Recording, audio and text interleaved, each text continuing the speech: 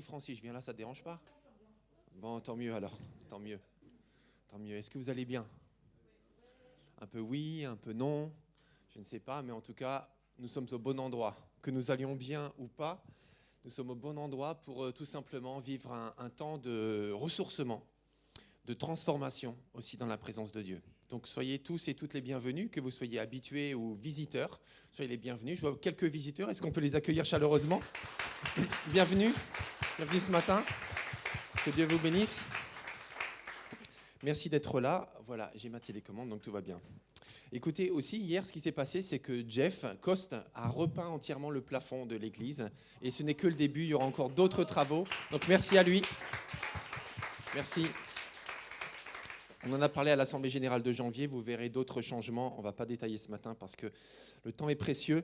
Donc voilà, j'aimerais simplement prier pour que Dieu bénisse sa parole ce matin. Si vous le voulez bien, on peut même se mettre debout tous ensemble, si vous trouvez le ressort pour le faire.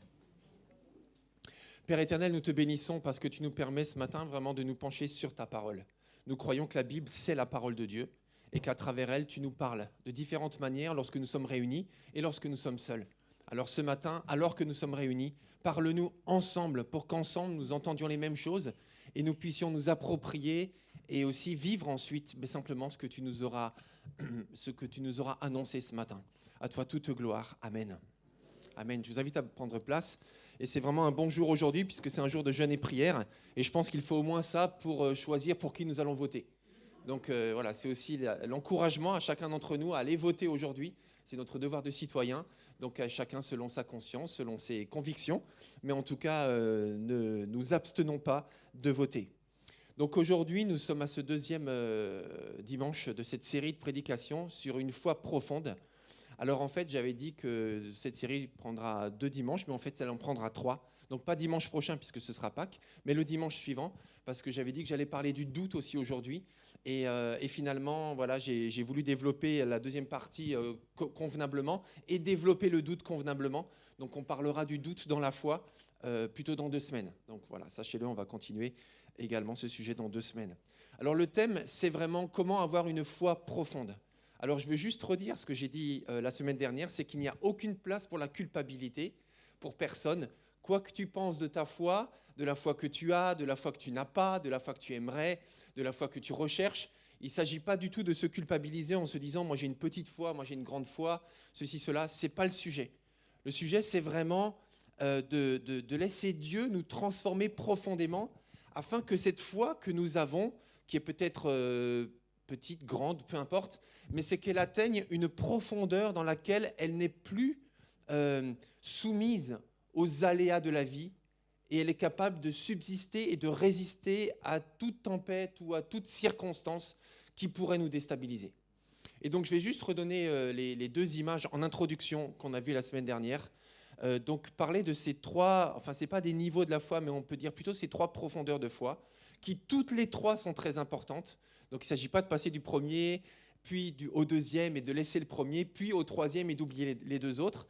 Et j'ai comparé ça à une relation amoureuse, tout simplement.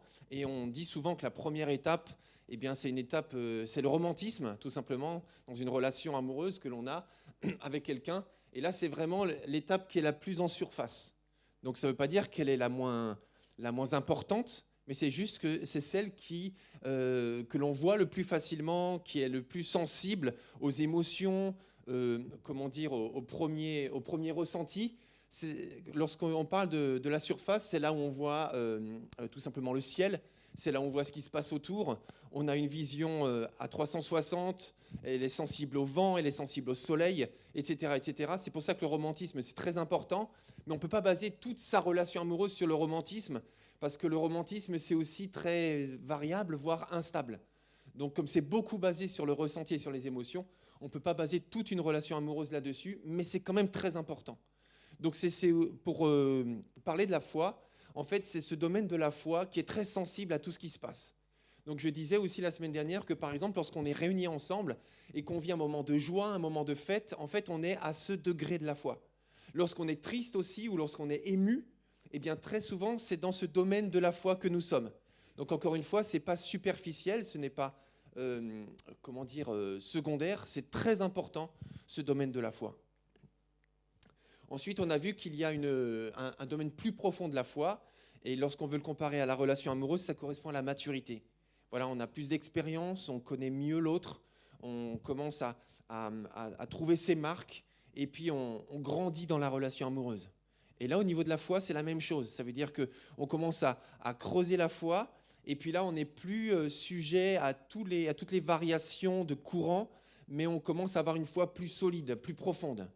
Et ensuite, il y a la troisième profondeur de la foi qu'on pourrait parler dans le cadre d'une relation, alors amoureuse ou pas nécessairement amoureuse, mais de l'amour inconditionnel. Et dans ce niveau de relation amoureuse, ou de relation tout court d'ailleurs, eh bien, on aime l'autre et on prend soin de l'autre, quelles que soient les circonstances. Et vous voyez que dans cette profondeur-là, eh bien, lorsqu'il y a un cyclone ou une tempête, eh bien, la plupart du temps, il y a une stabilité très importante. Donc ça, c'est vraiment le niveau de foi le plus stable. Ça veut dire que quoi qu'il arrive, la foi demeure, la foi subsiste. Et on a pris quelques exemples, donc je ne vais pas y revenir. Je vous invite à regarder sur YouTube, mais la vidéo n'est pas encore en ligne. On va penser aussi à notre frère Tevin, qui est un peu souffrant en ce moment. On va prier pour lui. Mais en ce moment, elle n'est pas en ligne pour ces raisons-là. Donc, mais elle va l'être dans les prochains jours. Donc là, le sujet d'aujourd'hui, c'est de quelle manière avoir une foi profonde. La semaine dernière, on a vu ce que c'était. On a vu des exemples de gens qui avaient des foi profondes dans la Bible, mais aussi contemporains. Mais le sujet d'aujourd'hui, c'est comment avoir, de quelle manière avoir et cultiver cette foi profonde. Alors, je tiens à dire tout de suite que ce matin, ce n'est pas une méthode que je vais donner. Ce n'est pas une recette. Ce n'est pas les 7 clés, les 8 clés pour être sûr d'accéder à cette foi profonde. Parce que c'est beaucoup plus subtil et plus profond que ça. Ce matin, ce que j'aimerais vous apporter, c'est vraiment la lumière de la parole de Dieu, évidemment, mais aussi à la lumière de l'expérience, et humblement vous apporter ce que je crois dans ma propre vie, dans la vie de ceux qui m'entourent, et bien sûr dans la parole de Dieu. Mais peut-être que vous verrez des points supplémentaires, peut-être qu'il en manquera selon vous, peut-être que vous l'aurez mis dans un autre ordre, ça n'a aucune importance. Je vous partage tout cela très humblement, et je l'offre à votre examen.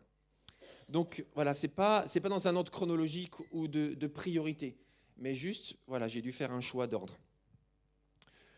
De quelle manière avoir et cultiver une foi profonde ? Ce qui est très important pour avoir une foi profonde, c'est la confiance.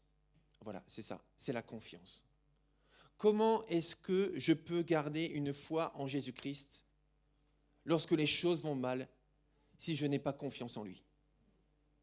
Comment est-ce que je peux rester attaché à Jésus lorsque je passe par des épreuves dans ma vie si je n'ai pas confiance en lui ? Comment je peux rester attaché à lui si je n'ai pas confiance en lui ? La confiance est fondamentale. Je dois savoir qui est Jésus. Je dois savoir profondément, intimement son cœur. Parce que je ne peux pas rester attaché à lui si je n'ai pas confiance en lui. Un des éléments fondamentaux pour que ce lien, cette foi avec Dieu, soit incassable, soit inaccessible à l'envie d'abandonner, que ce lien, ce cordon ombilical, puisque rappelez-vous, j'expliquais, en tout cas c'est une manière de voir, que la foi c'est ce lien qui nous attache à Dieu. Donc pour que ce lien ne casse jamais, je dois avoir confiance en lui. Je dois être sûr qu'il est digne de ma confiance. Parce que si je n'en suis pas sûr, au moment où la tempête arrive, eh bien je risque de m'éloigner de lui tout simplement. Si je ne suis pas sûr qu'il est digne de ma confiance. Quand je suis profondément bousculé, ce qui me permet de rester attaché à Jésus, à Dieu, c'est si j'ai réellement, profondément confiance en lui. Alors je dois trouver une réponse à cette question. Est-ce que Jésus est digne de ma confiance ? Donc je vais reposer cette question, et je vous invite même à y répondre d'ailleurs, par oui, par non. Bon, j'imagine que si c'est non, vous n'oserez pas le dire, mais vous avez le droit de dire non, vous avez le droit de penser tout ce que vous voulez en fait, à vous qui êtes ici ou bien sur YouTube. Est-ce que Jésus est digne de ma confiance ? Alors par contre, attendez juste avant de répondre, parce que ce n'est pas une réponse juste oui que je veux. C'est que je veux que vous me disiez pourquoi vous le savez. Donc que vous m'expliquiez en une phrase courte, qu'est-ce qui aujourd'hui vous donne la certitude que Jésus est digne de votre confiance ? Donc je ne veux pas de grandes théories, je ne veux pas juste que de répéter des versets, mais je veux que vous me disiez comment vous avez pu vérifier que Jésus est digne de votre confiance. Alors, est-ce que Jésus est digne de votre confiance? Si vous dites oui, je veux savoir pourquoi. Hein. Il est où le deuxième micro? Où ça? Au niveau des plantes. Exactement. Alors j'ai entendu des oui, mais par contre je n'ai pas vu qui. Comment as-tu vérifié que Jésus est digne de ta confiance? Donc qui a dit oui déjà? J'arrive. Tiens, Victoria. Alors, je vais essayer de faire court. Oui, tu vas y arriver. Oui, oui, parce qu'en fait, c'est à travers le temps. Alors, on va dire au début de ma vie chrétienne, quand je lisais la parole et que je me posais des questions. En fait, déjà avant, je me disais, oui, ben moi, Dieu ne me parle pas. Enfin, voilà, je pouvais entendre, voilà, Dieu nous parle, etc. Mais en fait, ce que j'ai pu constater, c'est qu'en fait, j'ai toujours eu une réponse, en lisant sa parole, j'ai toujours eu une réponse d'une manière ou d'une autre, que ce soit à travers une prédication, en rencontrant un autre frère ou sœur en Christ. Et jusqu'à aujourd'hui, j'ai toujours une réponse. Après, tout au courant de ma vie, il y a des tas de choses que j'ai pu vivre. Et je sais que c'est Dieu, que c'est la main de Dieu. Là, un exemple qui me vient là tout de suite, c'était quoi l'année un peu avant le confinement. Je travaillais c'était très intense. Et je me disais, c'est juste pas possible, c'est juste pas une vie. J'arrive pas à gérer toutes ces casquettes, diverses choses dans lesquelles on peut être engagé dans la vie. Et en fait, le matin, je regarde mon téléphone et il y avait un message de mon frère qui vivait aux États-Unis qui m'avait envoyé un message. Et en fait, il me répétait quasi tout ce que j'étais en train de me dire avec tout ce que j'avais. Et il me disait, en fait, voilà, avec tout ce que tu as à faire, que ce soit au travail, en tant que maman, servante, etc., Dieu a mis tout ce qu'il faut pour que tu y arrives. Je me suis dit, waouh, oui, clairement, oui, je peux faire confiance à Jésus, Fils de Dieu. Donc, merci. Voilà. Tu l'as vérifié, c'est très important pour toi. Et c'est très personnel. Donc il n'y a pas de réponse toute faite. C'est toi, tu l'as vérifié. Comment tu as vérifié que Jésus est digne de confiance? Moi, j'ai été élevée dans une famille pas du tout dans les choses de Dieu, bien au contraire, raciste, tout le bazar, quoi. J'ai été touchée par la grâce de Dieu, donc par le témoignage d'un oncle qui, lui, vivait vraiment très méchant, très radin, et j'ai vu toute la transformation. Et personnellement, moi, ce qui me donne confiance et foi en Dieu, sa parole déjà. Quand je sonde les Écritures et quand je vois tout l'accomplissement, l'œuvre du Seigneur Jésus-Christ, tout cet amour, cette compassion et l'obéissance au Père pour m'offrir le salut, parce qu'à la base, moi, j'étais rien du tout. Et je pense aussi la grâce qu'il a fait à l'apôtre Paul, tout cet amour, parce que l'apôtre Paul était quand même un ennemi. Et comme on voit Jésus qui va sur le chemin de Damas et qui va briser cet homme, qui va transformer cet homme, c'est tous ces témoignages-là.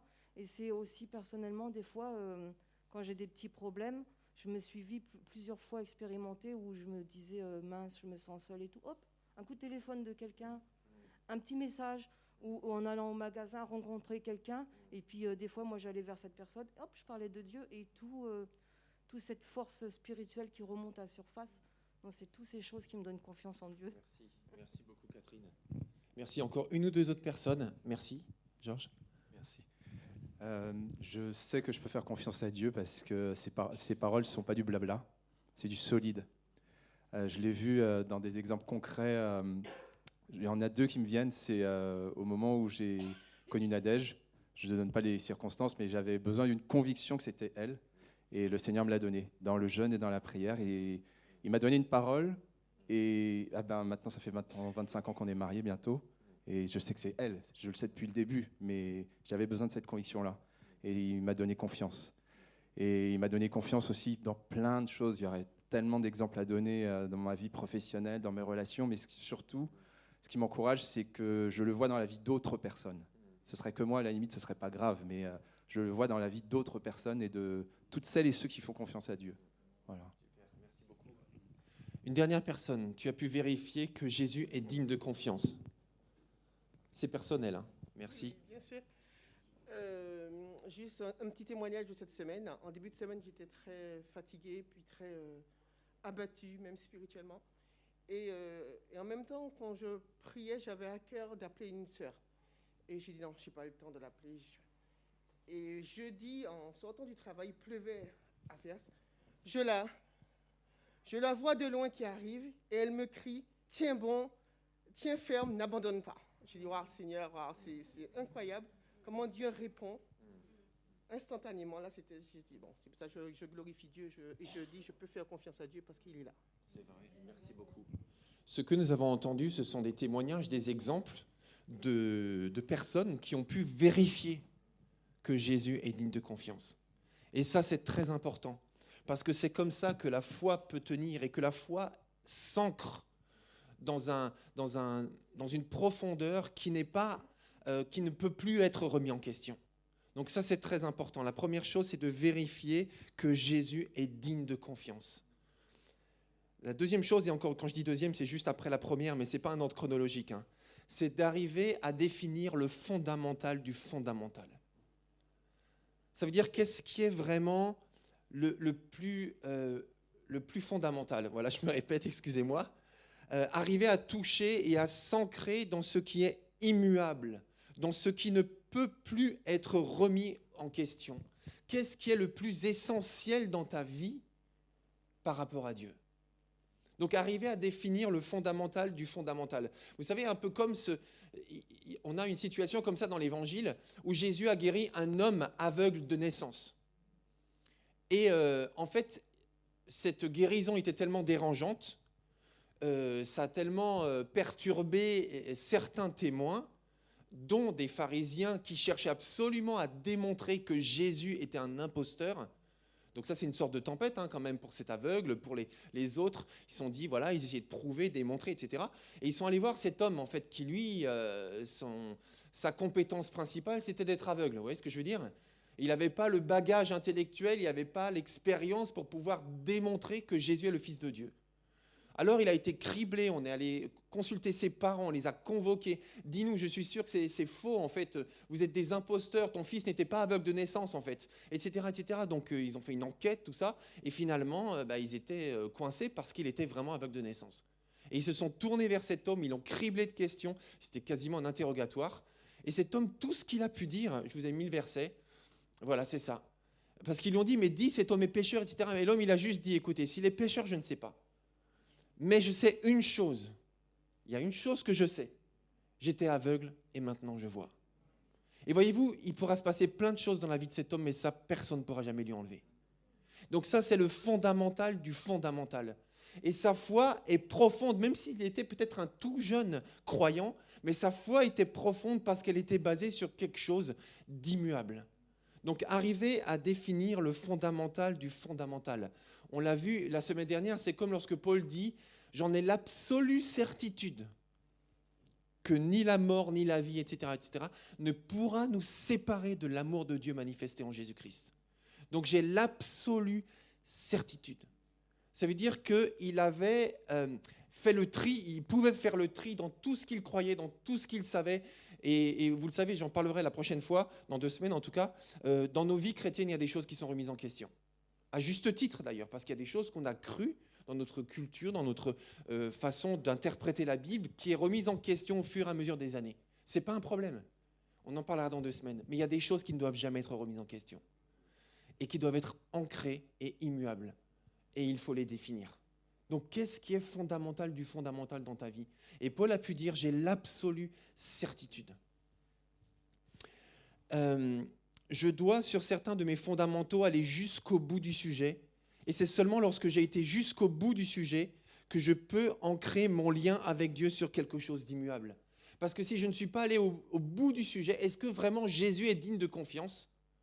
Eh bien, à ce moment-là, je douterai quand la tempête viendra. Donc, je dois définir ce qui est vraiment le plus fondamental dans ma relation avec Dieu. Qu'est-ce qui ne doit absolument pas bouger ? Moi, je l'ai fait. J'aimerais juste vous donner, comme vous l'avez fait tout à l'heure, de façon très très synthétique, vous donner quelques témoignages très courts, juste pour vous dire de quoi je suis absolument persuadé et de quoi est aujourd'hui, en résumé, juste construit le fondamental de ma foi. Donc, quels sont mes fondamentaux aujourd'hui que j'ai pu vérifier par moi-même et qui représentent ma foi profonde? Aujourd'hui, je sais, enfin ça fait pas qu'aujourd'hui le 10 avril, mais aujourd'hui, je peux affirmer que je sais que la Bible est la parole de Dieu et qu'elle est crédible. Je le sais, je l'ai vérifié, je l'ai testé, je l'ai expérimenté. Et j'ai étudié le sujet pour savoir est-ce que vraiment la Bible est un livre fiable d'un point de vue intellectuel, d'un point de vue scientifique, d'un point de vue historique, d'un point de vue archéologique. J'ai fait ces recherches parce que je suis confronté à des tas de discussions avec des tas de gens qui n'y croient pas. Et moi, je dois savoir si j'y crois et j'ai raison d'y croire. Donc je suis allé jusqu'au bout du sujet et je sais qu'elle est crédible. Et je vous invite d'ailleurs à aller sur la chaîne YouTube, on a fait une étude biblique sur ce sujet. La Bible, un livre pas comme les autres. Et on répond à ce genre de questions, justement. Aujourd'hui, deuxièmement, je sais que Jésus libère du désespoir. Je le sais, je l'ai expérimenté. Lorsque j'étais au début de ma vie, j'avais 16 ans, et pourtant j'avais l'impression que j'étais au bout de ma vie. J'étais désespéré, j'étais désemparé, je n'avais plus d'avenir, selon l'analyse de mon contexte. J'étais désespéré. Le désespoir, c'est terrible le désespoir. Jésus m'a libéré du désespoir. Lorsque j'étais seul dans ma chambre, que je l'ai prié seul, il n'y avait pas de témoin, il n'y avait même pas de musique. J'étais juste avec Dieu dans ma chambre, rien de spectaculaire. Mais je lui ai donné ma vie, je lui ai demandé pardon pour mes fautes, je me suis converti. Et il m'a libéré du désespoir. Je le sais, c'est ancré en moi. Aujourd'hui, je sais que Jésus guérit. Je le sais parce que je l'ai expérimenté. Moi, dans ma propre chair, j'ai déjà prié pour des gens qui ont été guéris. J'ai prié pour des gens qui n'ont pas été guéris aussi. Donc, vous voyez, au niveau de la foi, des fois, on peut se dire, mais est-ce que vraiment Jésus guérit? Des fois, oui, des fois, non. Je sais que Jésus guérit. Lorsque, il y a un peu plus de 25 ans, enfin, nous aussi, à peu près dans la même période que vous, eh bien, juste avant qu'on se marie, eh bien, j'avais plein de verrues sur les mains. Enfin, depuis que je suis enfant, en fait, j'avais des verrues sur les pieds, sur les mains, enfin, bref. J'avais plein de verrues sur les mains et comme tout jeune futur marié, eh bien, on veut le top du top. Donc, je me suis dit, moi, je ne veux pas des photos avec mon alliance et avec des verrues sur les mains. Je suis allé voir un dermato, il m'a brûlé ça à l'azote liquide. Et puis ensuite, eh bien, voilà, j'avais environ 7 ou 8 verrues sur la main. Et puis, en fait, il a dit, voilà, vous inquiétez pas, ça va se dessécher. Et puis d'ici quelques jours, enfin, ou quelques semaines, je ne me rappelle plus, ça va complètement disparaître. Sauf que moi, j'ai eu des complications. Des complications, ça veut dire que chaque verrue s'est gorgée de sang. Elle a enflé. Et chose qui arrive rarement apparemment, parce que quand je suis retourné le voir, il me dit « Ah oui, effectivement, vous avez bien fait de revenir. Et là, vous avez ma main gauche. » Voilà, je me suis permis de vous le montrer parce que c'est un témoignage. Ce n'est pas l'heure du repas, donc je peux le faire. Donc sur la gauche, voilà, c'est ça que sont devenues mes verrues après l'intervention du dermatologue, que je ne critique pas du tout. Je ne critique pas du tout. Ensuite, ce qu'il a fait, c'est qu'il a inséré une aiguille pour ponctionner le sang qu'il y avait à l'intérieur. Il a découpé au scalpel et ensuite il m'a soigné chacune des verrues. Et il m'a dit, vous inquiétez pas, ça va s'arranger. Quelques temps après, je ne me rappelle plus combien de temps, donc tout ça c'était avant le mariage pour avoir des belles photos, vous vous rappelez? Et puis finalement, ce qui s'est passé, c'est que j'en avais 7 ou 8, donc sur chacune des verrues, eh bien, il y avait une couronne de verrues. Ça veut dire que sur chaque endroit incisé, eh bien, il y avait des multiples verrues qui se développaient autour sur la main, alors qu'au départ, le but, c'était qu'il n'y en ait aucune. J'étais tellement désemparé, désolé. Alors, ça ne s'est pas réglé en un jour non plus. Mais une fois, je me suis avancé à un appel à la prière dans l'église de Vauréal. Et puis le prédicateur a prié pour moi. Je me suis rassis à ma place et je regardais parce que je m'attendais à ce que toutes les verrues disparaissent d'un coup. Elles n'ont pas disparu d'un coup. Et puis, quelques temps après, je ne saurais pas vous dire combien de temps, et bien d'un seul coup, elles n'y étaient plus. Et en me lavant les mains, je me suis rendu compte qu'elles avaient disparu. Et j'avais prié, et cette personne a prié pour moi. Je crois en la guérison, parce que je l'ai expérimenté. Ça, c'est ma main droite, aujourd'hui, Marie-France. Ça fait plus de 25 ans, elles n'ont jamais réapparu, mais nulle part sur le corps, je tiens juste à le dire. Donc je crois que Jésus guérit. Je sais que Jésus est capable de me donner la force de faire quand je n'ai pas la force, mais aussi capable de me donner la volonté lorsque je n'ai pas envie de faire ce qui est juste.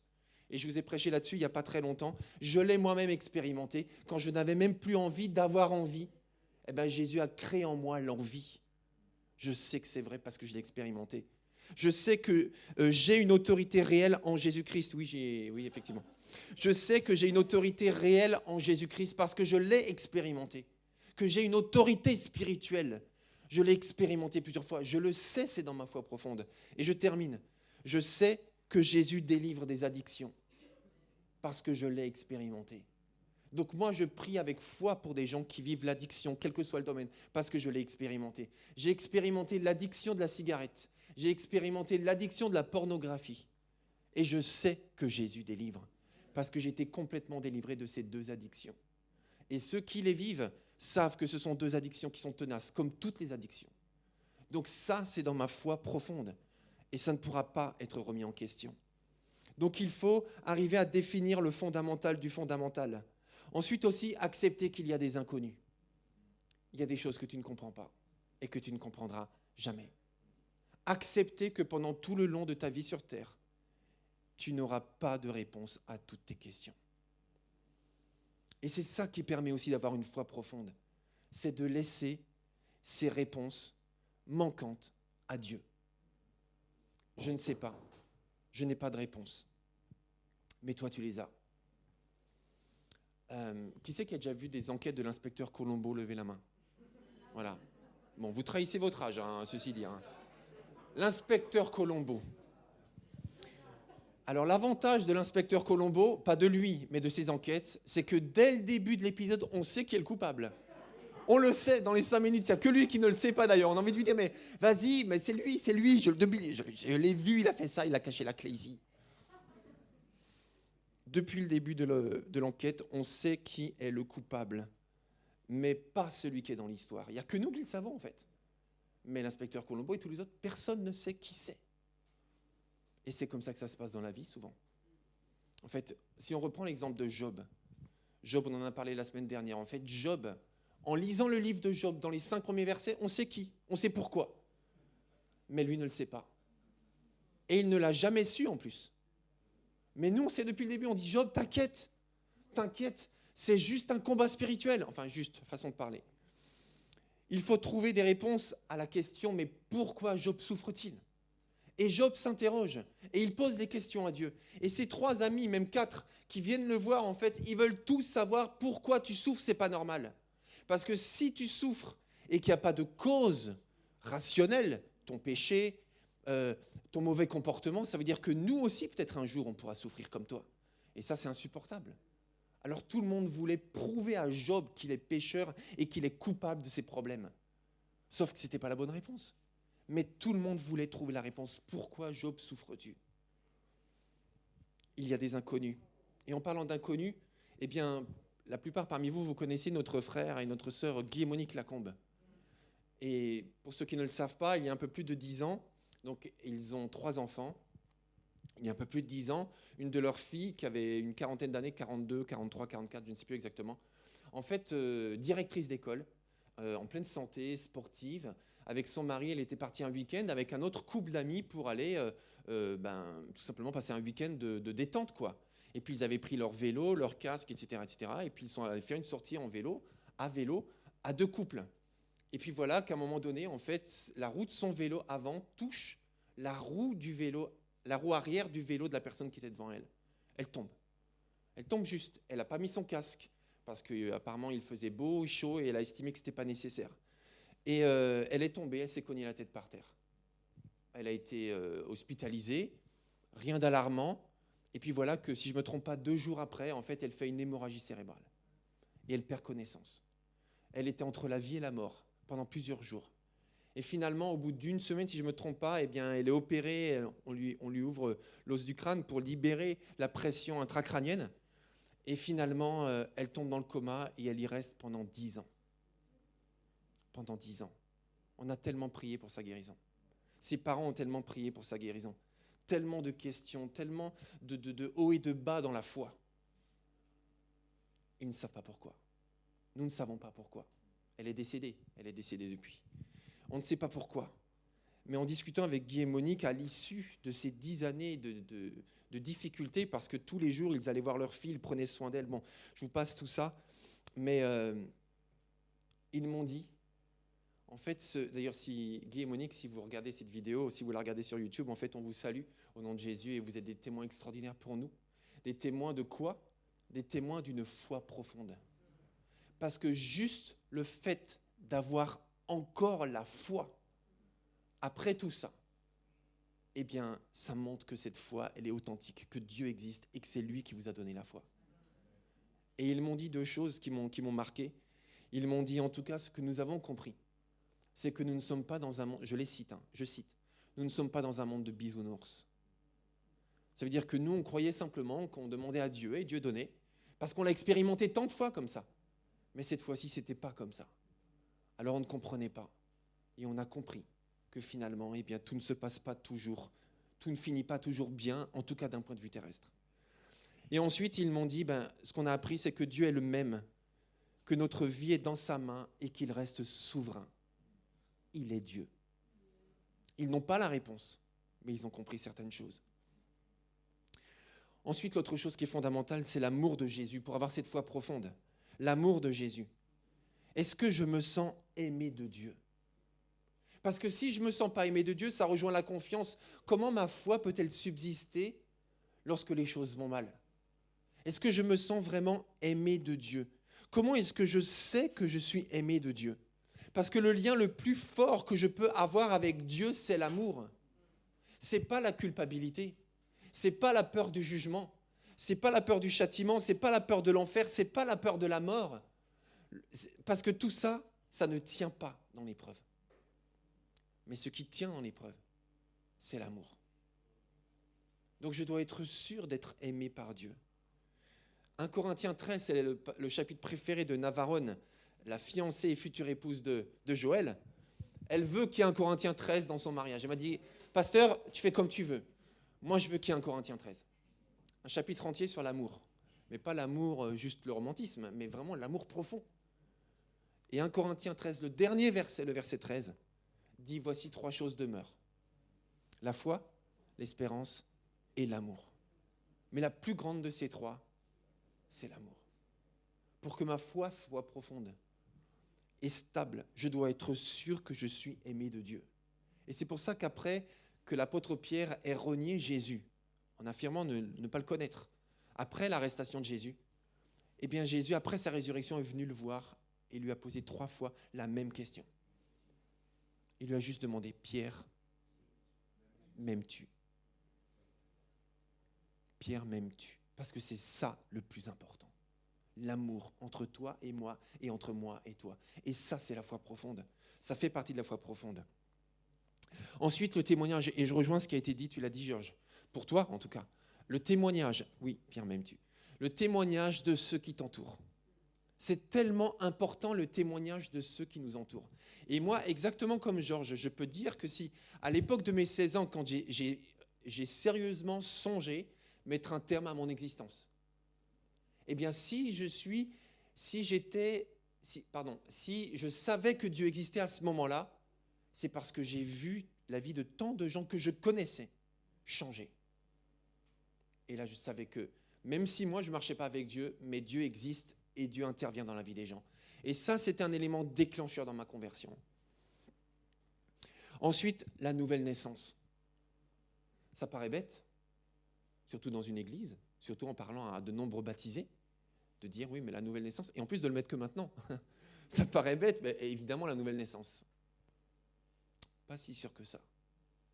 En fait, on peut être un chrétien pratiquant, y compris dans nos églises évangéliques, pentecôtistes, etc. On peut être un chrétien pratiquant. On peut même être baptisé adulte sans avoir vécu la nouvelle naissance. Pourquoi je dis ça? Eh bien parce que ce qui se passe dans le cœur, c'est entre soi et Dieu. Et on peut cheminer des années avec tous les codes chrétiens, avec les habitudes chrétiennes, avec vraiment la marche chrétienne, mais sans avoir vécu cette réelle nouvelle naissance. Et là, encore une fois, la culpabilité n'a pas de place dans ce que je dis. Mais c'est simplement une réalité. Parce que tout à l'heure, je parlais de l'influence et du témoignage de ceux qui nous entourent.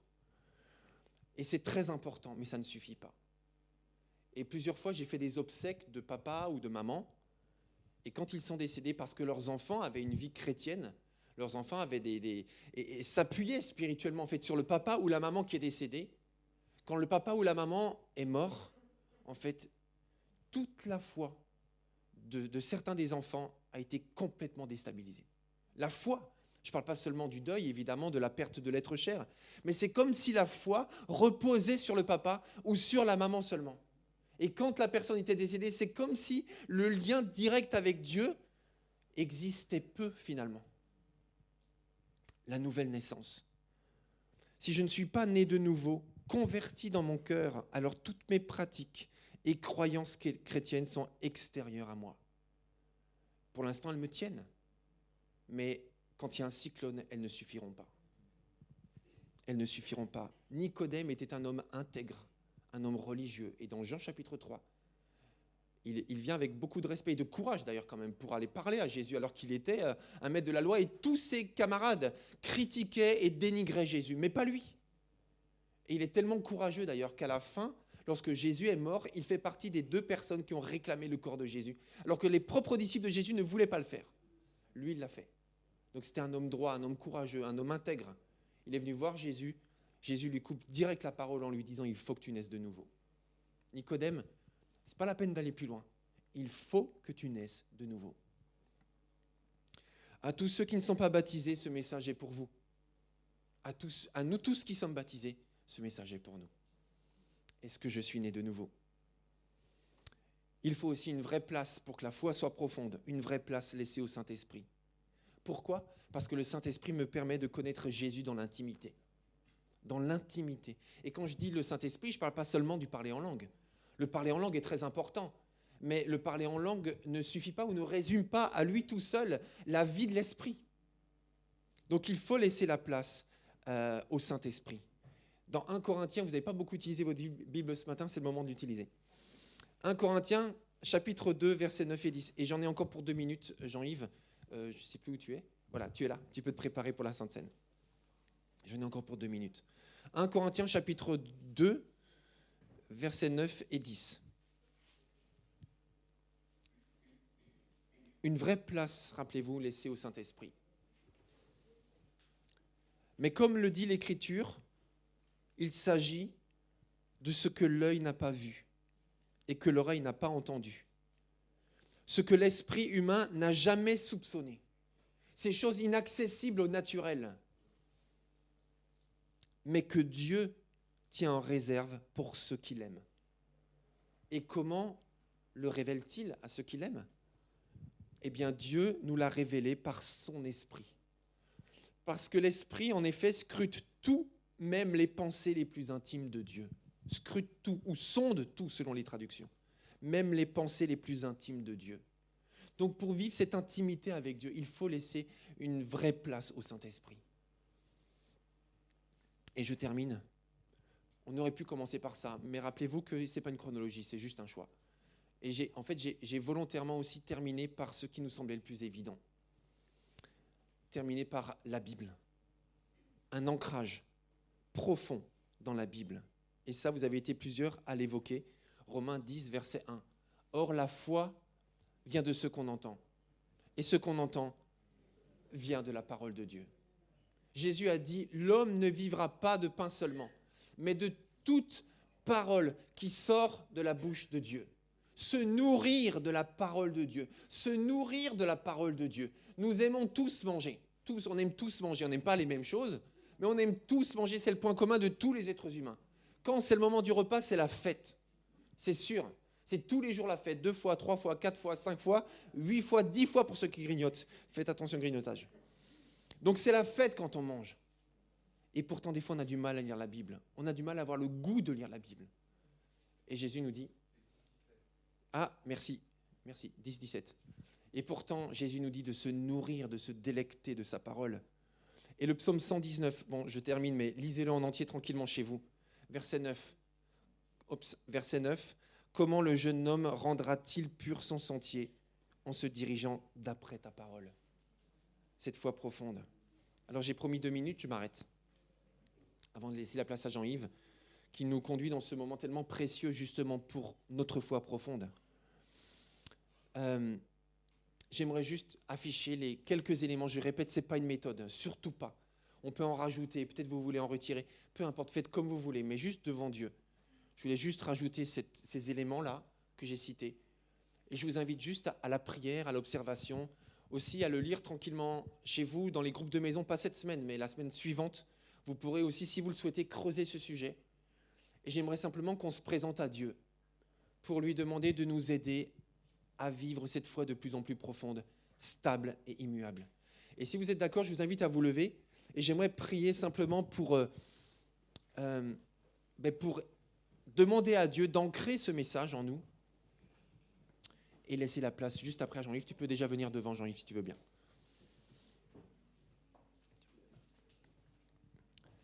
Père éternel, je te remercie parce que tu nous parles. Tu parles au présent ici à Pontoise ce matin, mais aussi à ceux qui sont sur YouTube. Seigneur, chacun d'entre nous est différent. Et peut-être il y a certaines choses où on se reconnaît directement parce que oui, on peut dire Amen, je le vis, je le sais, c'est moi, je dis comme toi, que ce soit moi ou un de ceux qui a témoigné. Et pour d'autres choses, peut-être qu'on se dirait, mais je suis d'accord, mais moi je ne vis pas ça ou je n'ai pas encore vécu ça. Alors peu importe, Seigneur, ce matin encore une fois, il n'y a pas de place pour la culpabilité, mais juste pour te laisser envahir nos vies. Alors, Saint-Esprit de Dieu, toi qui sondes tout, même le cœur de Dieu, sonde nos cœurs ce matin, avec toute la transparence et l'honnêteté dont tu fais toujours preuve. Et nous aussi, ce matin, nous voulons simplement accueillir ce message et ce désir de vivre cette foi profonde qui est immuable. Merci pour le témoignage de Guy et Monique. Merci pour le témoignage de nombreuses personnes parmi nous qui ont vécu des moments de tempête, de cyclone, mais qui sont restés des témoins de la foi. Alors merci Seigneur pour cette foi profonde dans laquelle tu nous emmènes et qui nous permet de rester attachés à toi, quoi qu'il arrive, parce que tu nous aimes et parce que tu es digne de confiance. Alors à toi toute gloire au nom puissant de Jésus. Et tous ceux qui sont d'accord disent Amen.